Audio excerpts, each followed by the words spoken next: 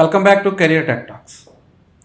రీసెంట్గా నాకు కొంతమంది కెరీర్ కౌన్సిలింగ్కి రీచ్ అయినప్పుడు ఇట్లా మా అబ్బాయిని ఇంజనీరింగ్ జాయిన్ చేయాలనుకుంటున్నాం. సో అరౌండ్ ఎక్స్పెన్సెస్ చూస్తే 20 lakhs వరకు అవుతుంది. సో వేరే ఏదైనా ఆప్షన్ ఉందా, ఎట్లా స్పెండ్ చేయొచ్చా అని చాలామంది అడిగారండి. సో అందు గురించని ఈ వీడియో చేయటం జరుగుతుంది. సో ఇంజనీరింగ్కి 20 lakhs ఇన్వెస్ట్మెంట్ అవసరమా? ఇంజనీరింగ్ డిగ్రీకి 20 lakhs అనేది బిగ్ అమౌంటా? ప్రజెంట్ కౌన్సిలింగ్స్ జరుగుతూ ఉన్నాయి, ఎంసెట్ కౌన్సిలింగ్స్. అందరూ ఇంజనీరింగ్ కాలేజెస్లో సీట్స్ కోసం చూస్తూ ఉన్నారు. సో ఇక్కడ మనం గుర్తుపెట్టుకోవాల్సిన విషయం ఏంటి అని అంటే 2027లో మనకి జాబ్ రావాలి అని అనుకుంటే, అంటే 2027లో వాళ్ళు జాయిన్ అయితే 2031కి అట్లా రిలీవ్ అవుతూ ఉంటారు. సో 20 lakhs మనం ఇంజనీరింగ్కి స్పెండ్ చేయటం వల్ల మనకి హై ప్యాకేజ్లో జాబ్ వస్తుందా? మనం ఇన్వెస్ట్ చేసిన 20 lakhsకి మన ప్యాకేజ్కి ఏదైనా రిలేషన్ ఉందా? టు బీ హానెస్ట్లీ ఇన్వెస్ట్ చేయొచ్చా లేదా అనేది it's a completely depending on the family financials.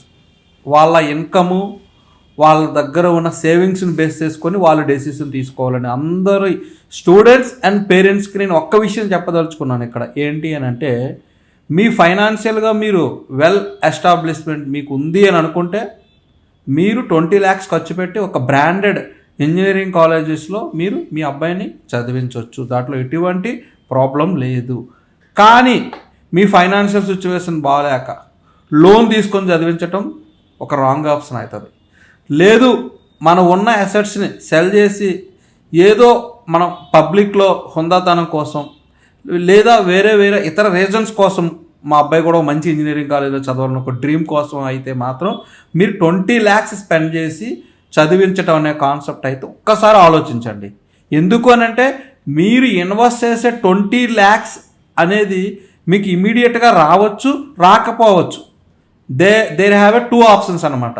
So నేను ఇక్కడ వద్దు అని చెప్పటం లేదు, అట్లా అని జాయిన్ అవ్వండి అని కూడా చెప్పటం లేదు. ఇక్కడ మీరు డెసిషన్ తీసుకునే ముందు మీ ఫ్యామిలీ ఫైనాన్షియల్ మీద కంప్లీట్గా ఆలోచించుకొని, ఈవెన్ పేరెంట్స్ అండ్ స్టూడెంట్స్ కూడా వాళ్ళు 1-2 సార్లు చెక్ చేసుకోవాలి.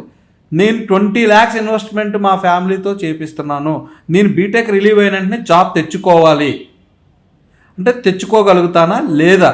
ఈ 20 lakhs అనేది మా ఫ్యామిలీకి బర్డెనా, నేను వాళ్ళని లోన్స్లోకి నెట్టేస్తున్నానా అనేది ఆలోచించుకుని డెసిషన్ తీసుకోవాలి. Let us come to the in detail. 20 lakhs అవసరమా అనే దాని గురించి మనం డిస్కస్ చేద్దామండి. అంటే ఇప్పుడు ఒక ఇంజనీరింగ్ కాలేజీలో 20 lakhs స్పెండ్ చేస్తే మనకి హై ప్యాకేజ్ వస్తుందా? Is it a guarantee? లేదండి. టాప్ మోస్ట్ ఇంజనీరింగ్ కాలేజెస్లో not in a 20, 30, 40, 50 lakhs spend చేసిన స్టూడెంట్స్ కూడా నా దగ్గరికి చాలామంది వచ్చారు. వాళ్ళలో జాబ్ తెచ్చుకోని వాళ్ళు చాలామంది ఉన్నారు. Even normal engineering colleges, private colleges సెక్టార్లో, కొన్ని గవర్నమెంట్ కాలేజెస్ సెక్టార్లో చదువుకొని టాప్ మోస్ట్ ప్యాకేజెస్ తెచ్చుకున్న స్టూడెంట్స్ కూడా చాలామంది ఉన్నారండి. సో ఇక్కడ మీ ఇన్వెస్ట్మెంట్ మీ కెరియర్ని డిసైడ్ చెయ్యదు. మరి ఏం డిసైడ్ చేస్తుంది? మీరు ఏ స్కిల్స్ అప్డేట్ అయితే మీరు ఎక్కువ ప్యాకేజ్ తెచ్చుకోగలుగుతారు. సో నేను మీకు చెప్పాలనుకున్న విషయం ఏంటి అని అంటే, company needs technical skills, project development, real world application development, project knowledge, hands on experience, good communication skills, ఇవన్నీ కూడా మీరు ఇంప్రూవ్ చేసుకున్నట్లయితే మీరు low college, medium college, high college, ఏ కాలేజీలో చదువుకున్నా మీరు 100% బెటర్ ప్యాకేజ్ తెచ్చుకోగలుగుతారు. బట్ ఓన్లీ కాలేజ్ వల్ల మాత్రమే ప్లేస్మెంట్ అయితే రాదు.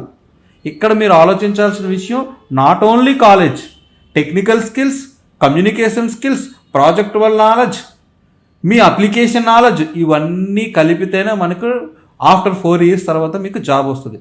దానికోసం అని చెప్పి మీరు ఏదో ఒక రెజ్యూమ్లో బ్రాండింగ్ కోసం అని చెప్పి 20 lakhs, 30 lakhs, 40 lakhs ఇన్వెస్ట్మెంట్ మీ కెరియర్ మీద ఇంజనీరింగ్ డిగ్రీ కోసం పెట్టే ముందు 1-2 సార్లు మీ ఫ్యామిలీ ఫైనాన్షియల్స్ చాలా జాగ్రత్తగా చెక్ చేయండి. మీరు ఫైనాన్షియల్గా చాలా స్ట్రాంగ్ అయితే హ్యాపీగా చదవచ్చు, దానివల్ల ఎటువంటి ఇబ్బంది లేదు. ఫైనాన్షియల్గా మీరు స్ట్రాంగ్ కాకపోతే మాత్రం మీరు 1-2 సార్లు ఖచ్చితంగా ఆలోచించండి. కాలేజీలో మీరు జాయిన్ అవటం వల్ల మీకు ఏమొస్తుంది? కాలేజీలో జాయిన్ అవటం వల్ల మీకు ఒక డిగ్రీ వస్తుంది, మీకు ఒక ఫ్రెండ్ సర్కిల్ ఉంటుంది, మీకు ఒక ఎన్విరాన్మెంట్ క్రియేట్ అవుతుంది, మీకు ఒక సోషల్ అవేర్నెస్ వస్తుంది. కాలేజీ వాడు కొన్ని ప్లేస్మెంట్ ఆపర్చునిటీస్ని మీకు చూపిస్తాడు, అంతే తప్ప డైరెక్ట్గా జాబ్ తీసుకొచ్చి మీకు ఇవ్వడండి. పెద్ద పెద్ద టాప్ ఇంజనీరింగ్ కాలేజీలో చదువుకున్న స్టూడెంట్స్లో మోస్ట్ ఆఫ్ ద కాలేజెస్లో రీసెంట్ ప్లేస్మెంట్ హిస్టరీ మీరు చెక్ చేసినట్లయితే ఓన్లీ 10 to 15% మెంబర్స్ మాత్రమే సెలెక్ట్ అయ్యారు. ఇది ఒక్కసారి అయితే మీరు ఖచ్చితంగా ఆలోచించండి. ఇంకో విషయం గుర్తుపెట్టుకోండి, హై ఫీ మనం పే చేసినంత మాత్రాన హై ప్యాకేజీకి వెళ్తామని కాదు. Investment is different. నీకు జాబ్ వచ్చే కంపెనీలో నువ్వు సెలెక్టింగ్ ప్రాసెస్ అంతా కూడా డిఫరెంట్గా ఉంటుంది. నీ ఇన్వెస్ట్మెంట్ని నీ కాలేజీ ఫీజుకి అస్సలు కంపేర్ చేయొద్దు. ఫైనల్గా నేను చెప్పాలనుకున్నది ఏంటంటే, ఇంజనీరింగ్ జాయిన్ అయ్యే స్టూడెంట్స్కి వాళ్ళ పేరెంట్స్ అందరికీ కూడా engineering is a degree, it's a valuable.